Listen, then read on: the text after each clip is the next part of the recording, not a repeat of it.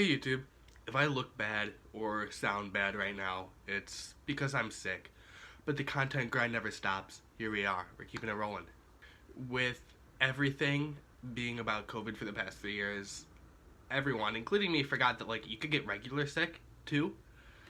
Not COVID, just not fun either. This is Matt from about 8 hours after I filmed that, and turns out it is COVID.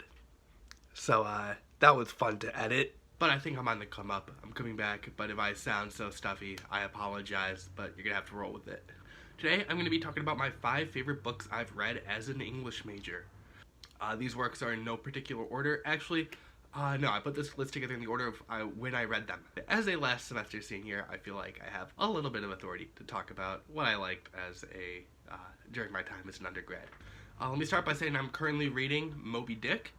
And I have a feeling this is going to change the list because I love it so far. I've been wanting to read this book for forever, and I'm finally getting the chance now that it was assigned in a class. I'm 130 pages into it so far. Brilliant. But I'm not done with it yet, so it won't be on my list. First book I'm going to talk about, In Cold Blood by Truman Capote, which I do not have with me right now. I left it at home because my mom borrowed it, and she's reading it. So I do not have it here. I read this in a class called Great Books of Journalism, where we just surveyed 8 different books of nonfiction journalism that were supposedly great. And I agree, that sounds like I'm being dismissive. And it was a really fun class. It was about a book a week. Some of the longer books had 2 weeks assigned to them, but this one probably stood out the most to me. The first time I encountered Truman Capote's wonderful prose, it was a delight to read despite the dark subject matter, and the sheer amount of research that went into this book is staggering. In Cold Blood is the true story about a murder that happened in Nebraska, I want to say. I forget the exact location. And Truman Capote spent years researching this murder. It really just set a standard for what a work of literary nonfiction can be. Some people point to this book as the birth of creative nonfiction. I could definitely see its influence on the creative nonfiction of today, and it was just so gripping to read. The second book I want to talk about is Octavia E. Butler's The Parable of the Sower. I read this book sophomore year as a part of just an introductory English class because I added the English major on later. Parable of the Sower is a work of speculative fiction taking place in the future. Looking on the back again, it actually takes place in the early 2020s, so there's that. We were reading it while we were taking class on Zoom, which I guess added a whole nother level to this. I don't want to be the type of person that judges speculative fiction off of how much it got it right about the future, but it kind of did. This book talks a lot about the problems with mass privatization of public services, weakening lack of trust in the government, but it's not all doom and gloom. There is a very real fragile but real sense of hope underlining the story that I think is missing in a lot of speculative fiction. The book was written in 1993. Quick little line that I underlined. People have changed the climate of the world. Now they're waiting for the old days to come back. The next book I want to talk about is How to Do Nothing by Jenny Odell. This is actually a nonfiction book about, as the subtitle says, resisting the attention economy.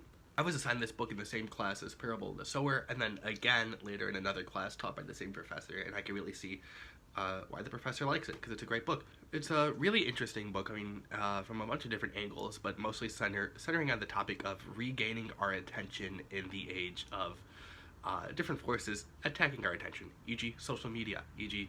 the platform that you're watching this on. And it's become a very salient text that has permeated into all, pretty much every other class that I've been taking. But the book is a lot more than just social media bad, social media weakening our attention, but it actually talks about political forces that are underlying this attack on our attention and what losing our attention, and attention as a broader idea than just, can I focus on something for more than a minute at a time? Odell draws on a wide variety of sources, from antiquity to new media to Bartleby the Scrivener, which has been a short story that I really like, to talk about different refusals, and the refusal of the attention economy as a sort of political refusal. I guess another reason why this book really struck a nerve with me is because, well, I spend a lot of time on the internet, and I can certainly feel my attention fractioning both at a micro level, just like not being able to focus on something for as long, but as a macro level, not being able to care about certain issues as long as they need to be cared about for real, meaningful change to happen. So, reading this book, to use a cliche, with a breath of fresh air, reading it a second time was even more beneficial, and I'm sure a third read, or fourth, and however many more, will be even more enlightening. The next book I want to talk about is Their Eyes Were Watching God by Zora Neale Hurston. I read this book last year as a junior in a class called Writing About Text and Culture. It absolutely blew me away. I know this is kind of a popular book to assign in high schools from time to time. I never encountered it there, so this is my first time reading it, and it was absolutely stunning. This book tells the story about Jeannie, a woman growing up in the American South and finding her own independence away from the forces around her and the men in her life. And it is told so beautifully. This book might have some of the most beautiful prose that I've ever encountered. And while reading this book, I really fell in love with writing about text, and really helped me cultivate this sense of joy in approaching a text from an academic angle. While I certainly did enjoy the prose from an aesthetic standpoint, it also has a lot to say about storytelling, about power, about love, romance, relationships, independence. There are a lot of different angles that one can take when approaching this book, and that's what I think all great literature does. The only thing I don't like about this book is the copy that we read from has this deckled edge.